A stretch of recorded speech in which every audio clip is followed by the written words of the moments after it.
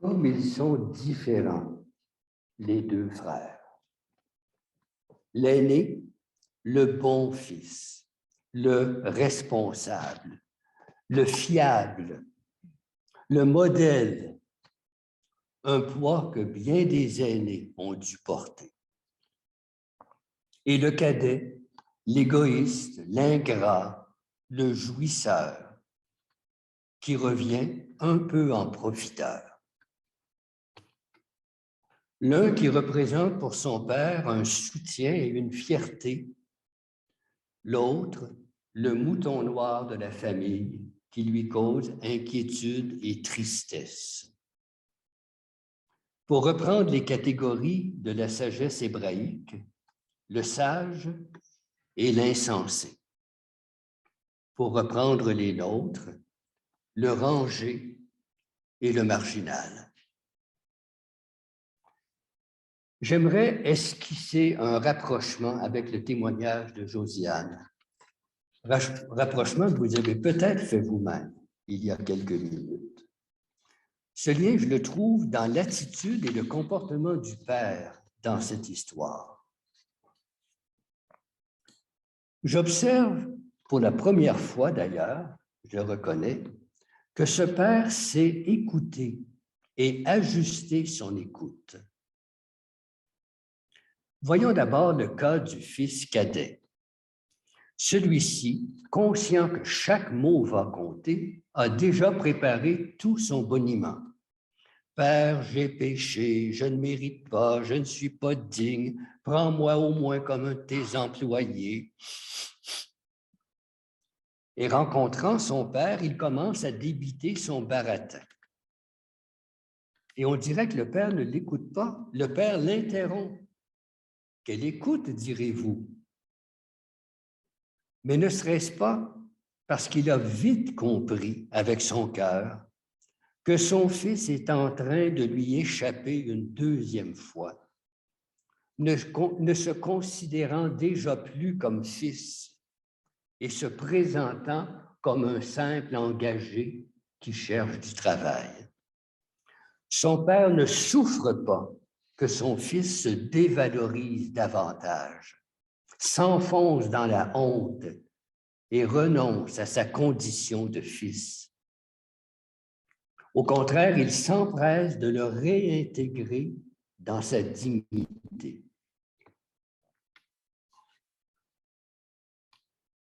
Lorsque plus tard le fils aîné arrive à la maison et sous l'emprise de la colère refuse d'entrer dans la maison en fête, s'auto-exclut en quelque sorte, le père commence par sortir, par aller à sa rencontre.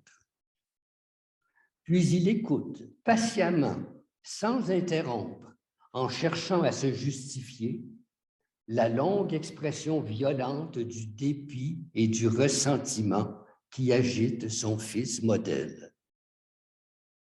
Alors seulement il prend la parole. Et il n'est pas centré sur lui, alors qu'il vient d'être attaqué et pourrait riposter à son tour. « Comment oses-tu parler ainsi à ton père? » Sans rien reprocher à son fils. Il commence par essayer de l'amener à un peu d'objectivité en lui faisant voir l'autre côté de la médaille. Non plus ce qu'il n'a pas, mais ce qu'il a. Tu es toujours avec moi et tout ce qui est à moi est à toi.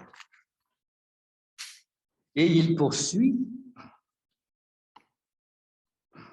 en rappelant que celui que l'aîné venait de désigner comme ton fils que voici, il est ton frère que voici. Dans l'écoute attentive de l'aîné, le père a saisi que ce dernier a réagi comme un employé mal payé et insatisfait, plus que comme un membre de la famille. Ne dit-il pas, voilà tant d'années que je te sers? Et il tente de le réintégrer lui aussi dans sa qualité de fils et de frère dont l'homme, à la manière du premier, semble s'être exclu lui-même. Alors, en ce temps de carême où nous cherchons à faire la vérité sur nos vies, laissons-nous interroger par ce texte archi-connu et par le témoignage de Josiane sur le regard que nous portons depuis la belle ou la piètre image que nous avons de nous-mêmes, sur ceux et celles qui se trompent, qui trébuchent, ou tout simplement qui sont différents et qui se tiennent dans ce qui est pour nous la marge. Dans le moment de méditation qui va suivre, demandons à l'Esprit de Jésus de déposer et fortifier en nous sa conviction que personne n'est irrécupérable. Laissons-le renforcer en nous une disposition à l'écoute bienveillante, sans jugement. Car comme l'écrit Dietrich Bonhoeffer dans La vie communautaire, le commencement de l'amour du prochain consiste à apprendre à l'écouter. Amen.